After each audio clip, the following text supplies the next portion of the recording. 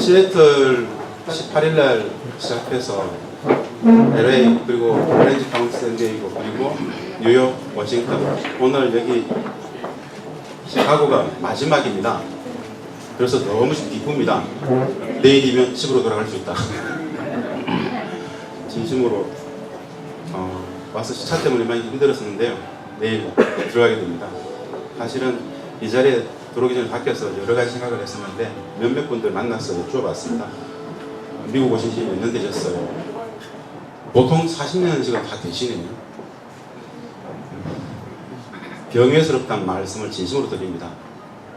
그 40년의 세월들, 50년의 세월들, 30년의 세월들 하루하루가 참으로 간단치 않았을 텐데 이영발이 원한먼 길 미국 땅에서 이렇게 공동체를 이루면서 계신다는 것 자체가 저로서는 매우 뭐라 그럴까요? 뭉클하다 그럴까요? 하여튼 전체 이 자리에 오신 여러 교포분들 진심으로 경외의 마음을 가집니다. 인사드리겠습니다.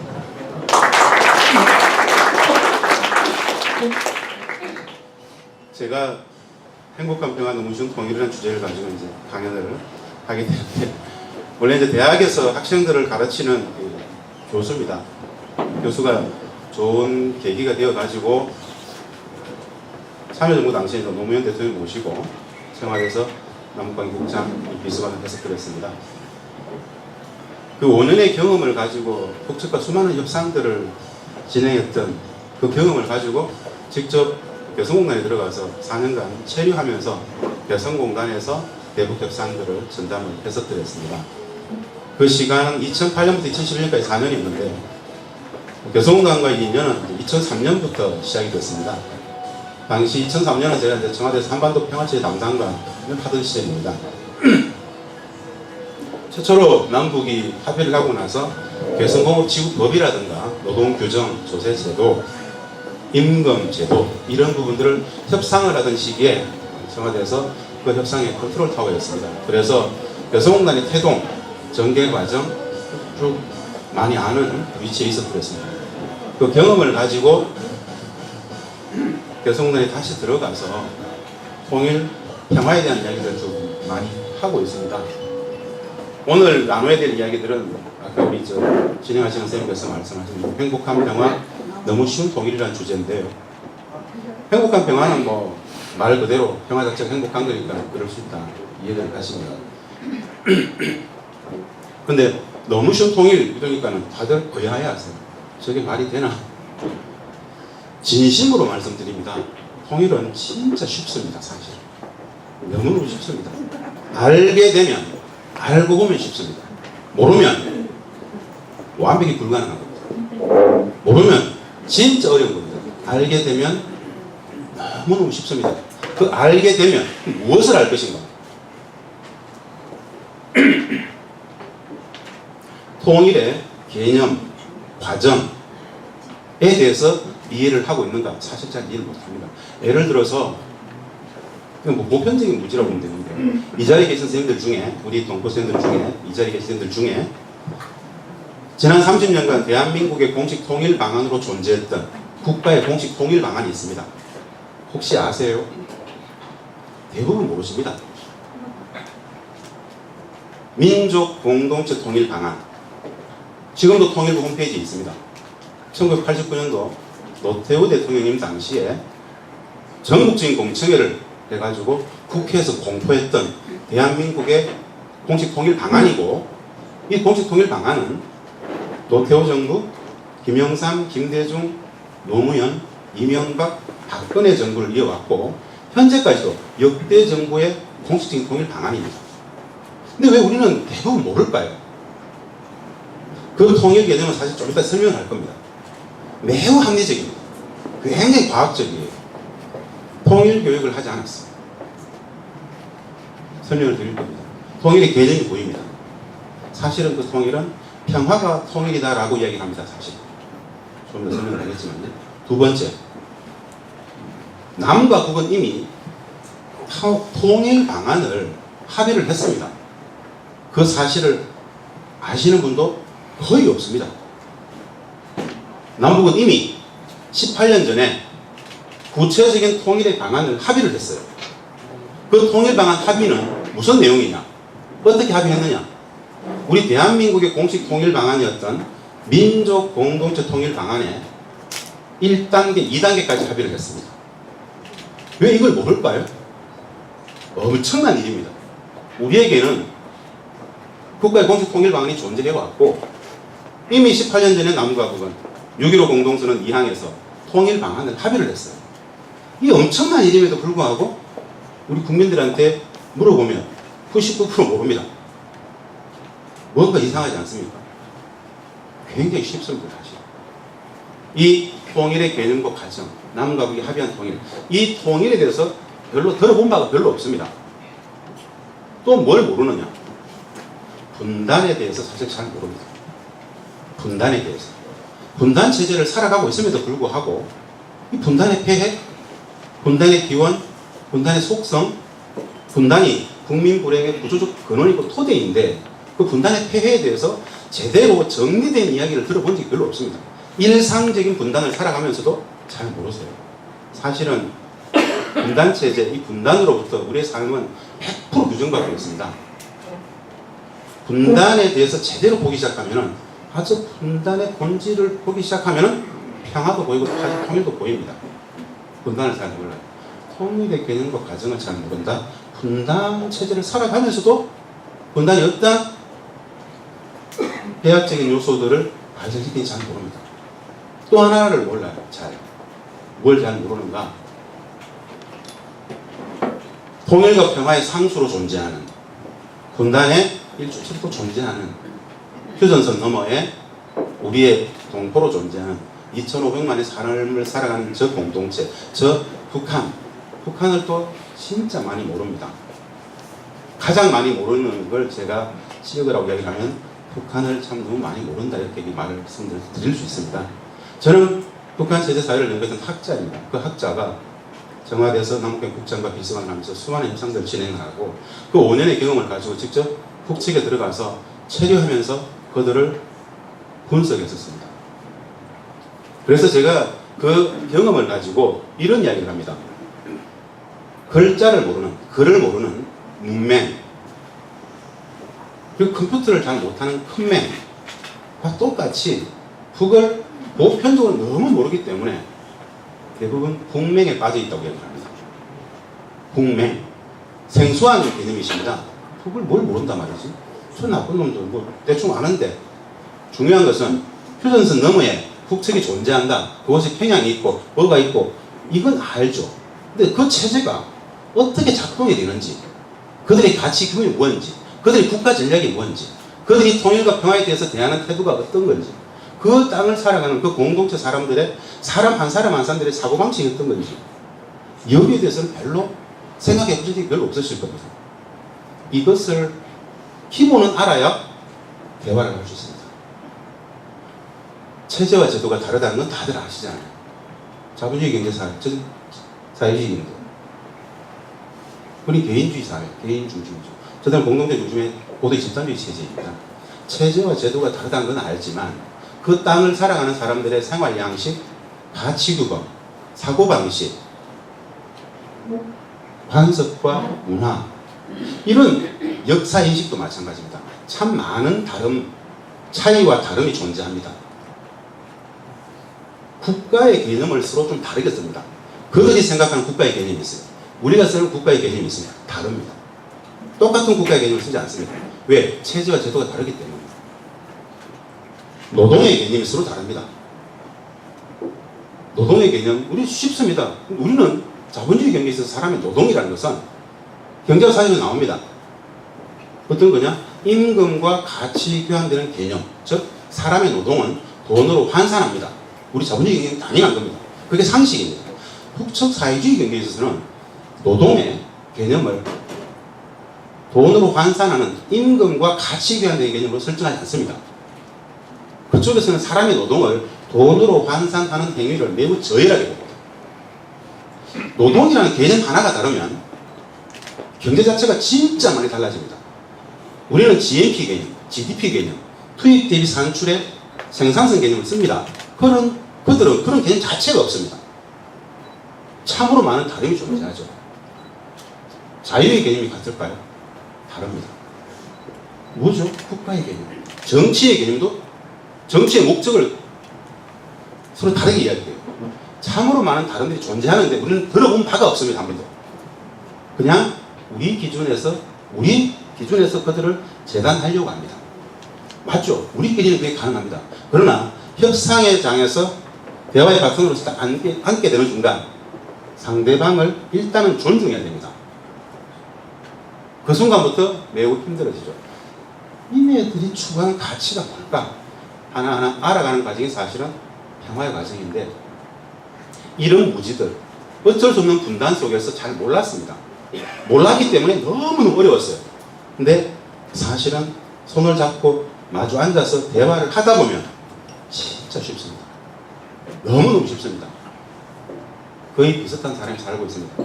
저는 그 독특했던 경험 때문에 우리 남측에서 북측과 협상을 가장 많이 했던 세 사람 중에 한 명으로 평가가 됩니다.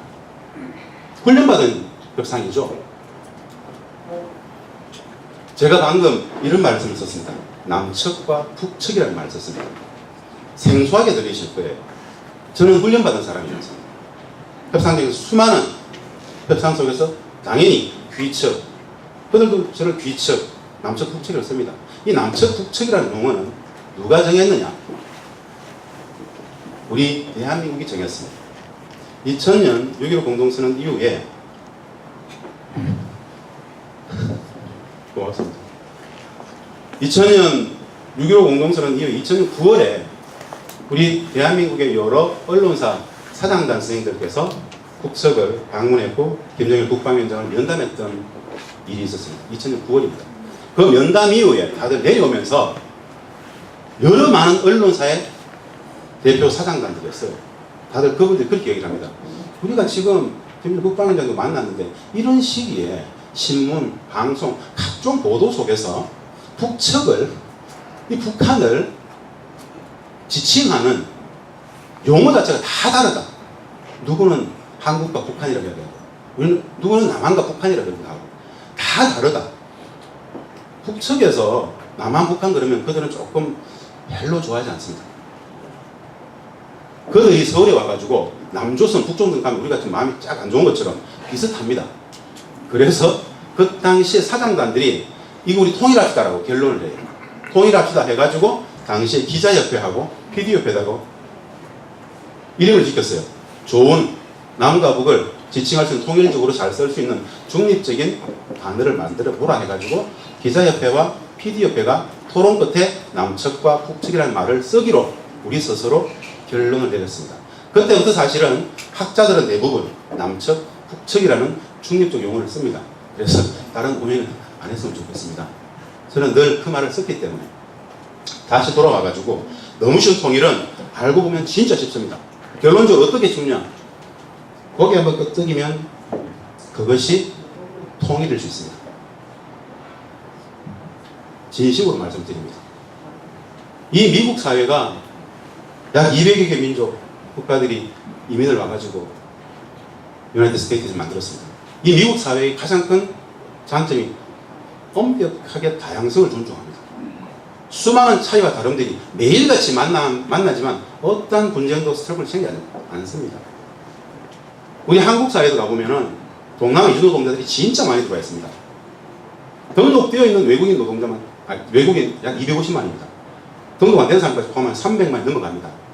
이미 한국 사회 속에서도 다문화는 상식이 됐습니다.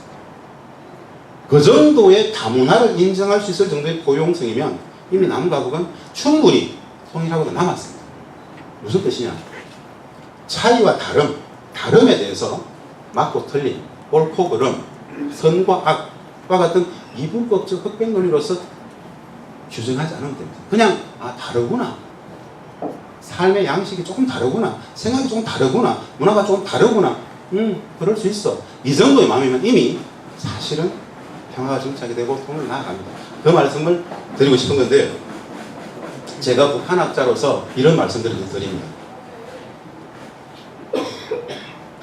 의도하든 의도하지 않았든 진짜 의도하든 의도하지 않았든 분단체제라는 것은 분단 체제는 어떤 겁니까?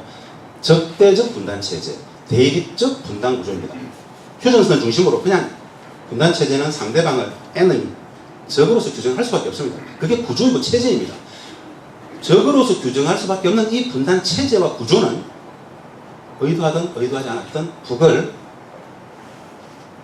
실체적 북과 남북 관계를 실체적 진실과 사실로부터 가끔씩은 좀 왜곡, 오동할 수밖에 없었던 구조였습니다. 무슨 뜻이냐? 분단은 체제 자체적으로 그냥 규정력으로서 북을 적이라고만 이야기하기 때문에 적, 나쁜 놈들, 찌질한 놈들, 루저들, 헐벗고 굶주리는 것들, 폄훼의 대상으로만 계속 간주했기 때문에 통일 문제와 평화 문제를 대함에 있어서의 엄존하는 실제하는 북측과의 모습을 반추하기는 굉장히 어렵습니다. 결론적으로 이런 거예요. 우리가 보편적으로 생각했던 국민 여론, 국민 눈높이, 상식적인 북한에 대한 인식과 사실과 진실은 조금 다를 수 있습니다. 이게 불편한 진실입니다. 인정하든 인정하지 못하든 그게 엄존하는 현실입니다. 즉 북한 문제와 남북관계에 있어서 우리들의 보편적인 상식, 여론 이 부분과 진실 사이에는 조금 간극이 있다. 어떤 분야는 굉장히 큰 간극이 있을 수 있습니다. 그래서 제가 그 사례로서 행복한 평화 농신통일 이야기할 때 그 사례로서 이걸 이야기를 합니다. 제일 위에 개성공단 문제 이야기하죠. 저는 개성공단에서 4년간 직접 그들과 협상을 하고 체류하고 매일같이 토론하고 논쟁하고 많이 그랬었습니다. 체류하면서 그걸 연구했었죠. 협상의 대표로서 낮에는 그들과 협상을 진행하고 시간 날 때마다 남북관계사, 북측의 체제, 노동당 여러 많은 현안들을 계속 토론 논쟁하고 해석드렸습니다. 개성공단의 사례를 제가 말씀을 드리면서 우리들이 보편적으로 생각했던 상식적 눈높이의 그 여론, 그 상식과 진실이 어떻게 다를 수 있는지를 소개를 좀 드리려고 합니다. 그것을 보면 이게 참 간단치 않은 관계이구나 라는 것들을 인식하실 수 있다고 생각하기 때문에 설명을 드리려고 하는데 이 모든 이야기들을 다 못 드립니다. 이 전체 내용은 북한학을 전공하는 우리 대학원생들한테 5시간 오리엔테이션 하는 내용이기 때문에 시간적 여유가 없습니다. 그래서 개성공단 정도 하고 문재인 정부의 대북정책 조부문 잠시 보면 아마 시간이 대충 맞을 것 같습니다. 개성공단 이야기를 이제 제가 좀 드리려고 합니다. 이 개성공단을 이야기하는 이유는 보편적 상식으로서 이야기했던 북 개성공단이 왜 진실은 저랬을까 이 간극을 한번 확인하면서 어떤 왜곡과 어떤 오도들이 있었는지 한번 보자는 그런 내용입니다. 지금 여러 선생님들께서 보시는 이곳이 개성공단입니다. 전제적 관점에서 말씀을 드리겠습니다. 개성공단과 같은 남과 북의 경제협력, 남북경협은 누가 하자고 했을까요? 우리가 하자고 했습니다. 언제부터 하자고 했을까요? 1993년 4년부터 돌아가신 고 정주영 전 회장부터 배우의 김우중 회장 같은 분들 거대 기업을 읽었던 그분들이 중국을 통해서 계속 북측과 접촉을 하면서 남측의 자본과 기술이 이 정도 와 있다. 북측의 토지와 노동력이 만나면 굉장한 경쟁력을 담보할 수 있다. 그 배경이 어떤 거였냐면 중국의 고도 경제 성장이 우리가 남과 북의 경제 협력을 추동할 수 있는 배경이었습니다. 중국은 이미 70년대 말 80년대 초반부터 고도 경제 성장이 들어갑니다. 개혁 개방 이후에. 가장 먼저 우리 한국의 산업 구조 속에서 추월당했던 분야가 노동 집약적인 산업들이 이미 80년대 말 정도 되면 중국의 대학으로 추월당합니다. 현재는 어떤가? 중국 경제는 뭐 규모의 측면에서뿐 아니라 질적인 측면에서도 IT조차도 사실은 한국을 추월한 게 사실입니다. 뭐 전기전자, 철강, 조선 할 것 없이 굉장한 의미죠. 80년대 말 90년대 초반에 중국의 고도 경제 성장 속에서 한국의 산업 구조를 잠식해오는 과정 속에서 우리는 위기의식이 있었습니다. 저 엄청난 중국은 우리에게 시장이긴 하지만 그 이후에는 우리가 중국 경제에 완전히 압도당할 수 있다. 그 경쟁력을 찾아야 된다. 라고 했던 고민의 끝에 남과 북은 우리가 남이 북측을 설득해서 남북 경협을 통해서 중국을 다시 견제하자. 도와자. 이런 거였어요. 우리가 먼저 경제협력을 제안합니다. 그런데 90년대만 하더라도 북측은 전혀 냉담한 반응을 합니다. 경제협력에 별로 관심을 안 가졌습니다. 근데 2000년 8월에 이 개성공단과 같은 남북 경협에 뛰어들게 됩니다. 이제 하자라고 나오게 됩니다. 그것은 남과 북의 경제협력을 가능하게 했던 하나의 분수령이 있었습니다. 바로 2000년 6.15 공동선언입니다.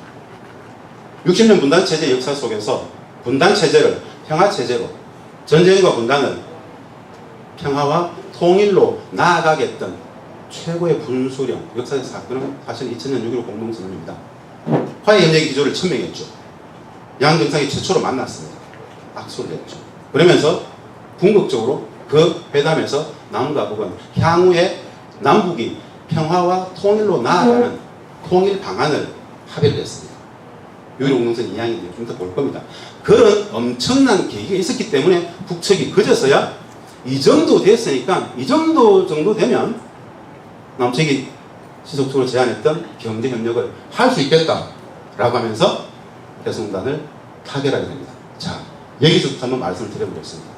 전통적으로 개성공단은 남측의 자본과 기술이 북측의 토지와 노동력이 만나서 세계 최고의 경쟁력을 담보하는 공단을 한번 만들어보자라는 게 우리의 생각이었습니다. 맞죠? 다들 아실 겁니다. 북측은 개성공단을 왜 했을까요?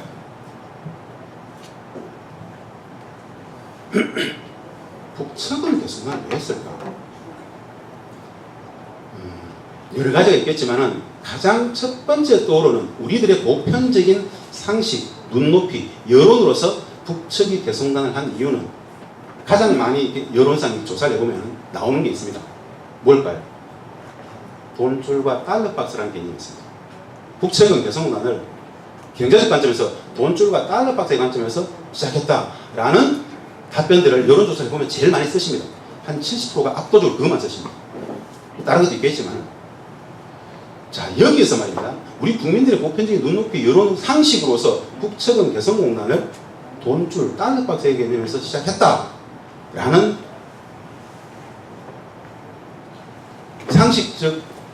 상식 인식은 사실은 거짓입니다.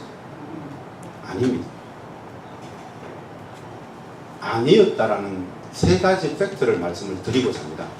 한번 우리는 그렇게 인식하고 있었지만 뭐였지? 아니다라는 최소한 그들은 개성공단을 경제적 관점에서 하지 않았다는 말씀에 세 가지 근거를 제시를 하고자 합니다. 지금 선생님들께서 보시는 이 개성공단이 1단계 100만 평의 모습입니다. 남과 북이 최초로 합의했던 개성공단은 이 1단계 100만 평의 20배인 2000만 평입니다. 남측에 우리 마산 옆에 창원 아시죠? 창원시와 창원공단을 합친 규모 어마무시한 50만 명의 대도시를 만든다라는 게 남과 북의 합의였습니다. 2000만 평이었습니다.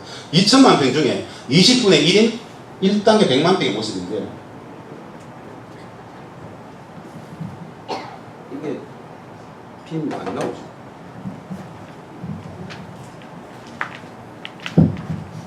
이게 기정리 마을이고 대성동 마을입니다. 저 위에 산 너머에 흰색 건물들이 보이죠? 저기 보이죠?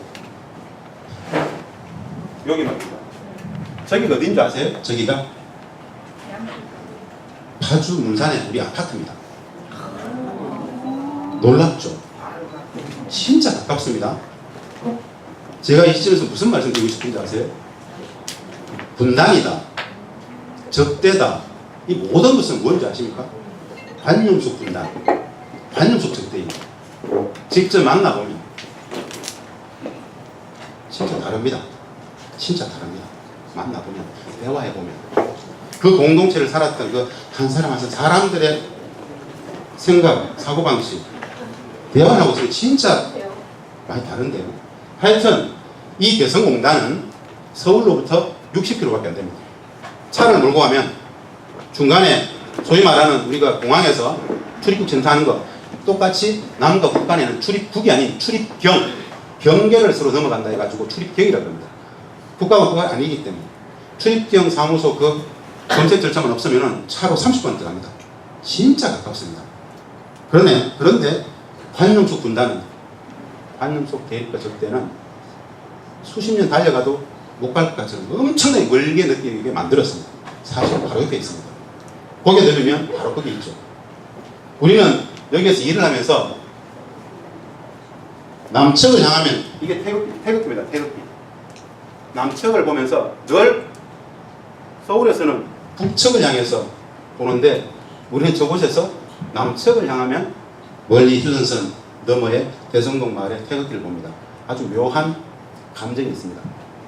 그곳에서 어떻게든 화해협력 기조, 경제 프로젝트, 경합 프로젝트 잘해가지고 통일평화로 나아가자, 뭐 이런 생각이 있었는데요. 이 본론으로 돌아와가지고 1단계 100만 평을 다 기반 시설을 누가 했냐면은 토지공사, 지금의 LH공사가 했습니다. 토지공사가 1단계 100만 평 전체 기반 시설 다 하고 나서 분양을 했어요. 공장 부지는 평당 14만 9천 원에 분양을 했고요. 상업용지는 평당 45만 원에 분양을 했습니다. 이 100만 평은 2.8대1 경쟁률 속에서 아주 일찍 분양이 끝납니다. 100% 분양이 다 됐습니다.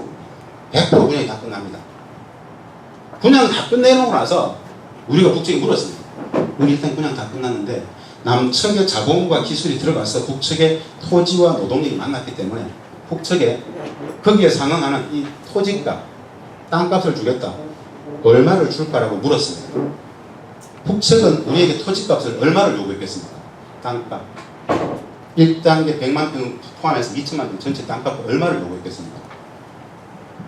돈줄과 달러값이라는 기본 상식이 있지 않습니까? 그들은 얼마를 베팅했을까요? 너무 어렵습니까, 질문이? 그들은 이렇게 얘기를 합니다. 우리는 6.15 공동선언의 정신에 입각하여 북반함의 평화의 제도화를 위해서 특혜적 조치로서 그냥 내어놓았다. 그냥 쓰시라, 이렇게. 이거 간단한 게 아니죠.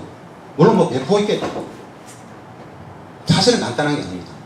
우리가 이렇게 얘기합니다. 이거 적절치 않다. 왜 적절치 않은가? 개성을 넘어서 1단계 100만 평, 2단계, 3단계 2천만 평도 해야 되고 해주, 남포, 신의주, 함흥, 원산으로 쭉 확산을 해야 되는데 최초의 남가국의 최초의 특구인 이 개성공단을 상징적 수준에서 남아라도 비척은 땅값을 받는 것이 적절하다. 이렇게 북측이 얘기합니다. 그걸 가지고 이야기를 하다가 북측이 고심 끝에 이렇게 얘기를 합니다. 결국 그 북측은 땅값을 받습니다. 어떻게 받았느냐? 이 개성공단은 북측의 입장에서 이 개성공단은 어떤 곳이냐면 2천만 평 안에는 2군단 산하에 기갑사단을 포함한 2개의 사단, 64기갑사단, 64단, 62포병입니다. 6만의 서울전선의 주력 군 부대가 위치해 있었던 군사의 기지입니다. 이 군사의 기지, 6만의 군사의 기지를 6만의 군 부대와 그 시설 기지들을 송악산 뒤쪽으로 10km, 15km 물리고 군사의 기지를 산업단지, 경제의 기지로 바꾸는 것이 개성공단입니다. 그래서 이렇게 얘기해요. 귀척이 굳이 상징적 수준에서나마 땅값을 주겠다라면 좋다. 그러면은 명분을 삼자. 이 지역에 있었던 우리 군대 6만을 빼는 걸 알 것이다. 그 군사의 기지를 10km, 15km 빼는데 지작물 철거비 명목으로 1제곱미터당 $1면 되겠다. 이렇게 얘기합니다. 왜 $1냐? 개성공단은 우리가 아주 강하게 주장해가지고 우리가 강하게 주장을 해서 기축통화를 우리 남측의 원도, 북측의 조선 원도 아닌 달러로 기축통화를 만들었어요. 그래서 상경적 수준에서 북측은 귀책이 주겠다니까 이 지작물 철거비 명목으로 1제곱미터당 $1면 되겠다. $1면 되겠다. 그렇게 결론을 냅니다. 2천만 평 전체에 대한 땅값은 사실은 1제곱미터당 $1가 안 됩니다. 한 800원 치였습니다. 그 800원 그것도 전혀 현금으로 주지 않습니다. 그곳에 있는 북측의 CIQ라든가 현물로 건물 같은 걸 지어줌으로써 훔치게 됩니다. 굉장한 사실이죠, 사실. 그들이 최초에 이 개성공단을 달러박스 돈줄에 간주해서 갔다라면은 많은 돈들을 요구했을 거예요. 그렇지 않죠. 여기에 정액이 나왔습니다. 최초에 우리가 개성공단과 관련해서 한미 협의를 할 때 워싱턴 가가지고 정동영 장관이랑 같이 가가지고 많은 사람들을 설득을 합니다. 표정들이 묵상한다. 6만의 군대가 10km, 15km 물린다고 한다. 이렇게 공사를 하고 있어요. 이거 지금 공사 현장에 했던 내용입니다. 이 지역에 있었던 이 부대들이 넘어간다.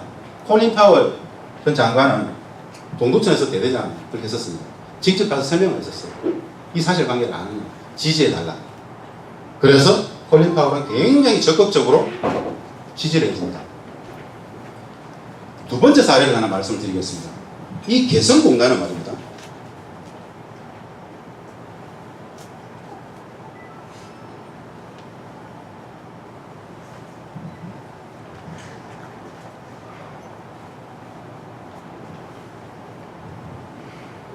왜 잘 안 켜니까? 예, 지금 보시는 이 개성공단에는 어떤 업종들이 많이 들어갔냐면요. 한국의 산업 구조 속에서 30년 전부터 경쟁력을 잃었던 노동집약적인 산업들, 그 산업 속에서도 매우 열악한 임가공 하청업체들이 대부분 들어갔습니다. 공통점이 있습니다. 대부분 90년대에 중국으로 나갔다가 중국의 임금이 상승함에 따라서 다시 국내로 유턴했던 기업들이 많이들 들어갑니다. 아주 영세한 하청업체들, 임가공 업체들입니다. OEM 업체들 아시죠? 원청으로부터 주문받는, 임가공 단가만 받는 이 업체들이 주로 들어가게 되는데, 이 업체들 사장님들의 유일한 관심은 딱 하나였습니다. 무슨 관심이 있었느냐? 북측 근로자들의 임금 수준을 얼마나 낮게 책정할 수 있는가, 얼마나 저임금을 줄 수 있는가가 유일한 관심이었어요. 뭐 공장부지 14만 9천 원, 상업률 45만 원, 우린 별로 생각 없고 다 그냥 받겠다. 북측 근로자 임금만 낮게 책정할 수 있다라고 우리는 들어간다. 그래서 이분들이 유일한 관심은 그냥 얼마나 임금을 적게 줄 수 있는가가 초미의 관심사였습니다.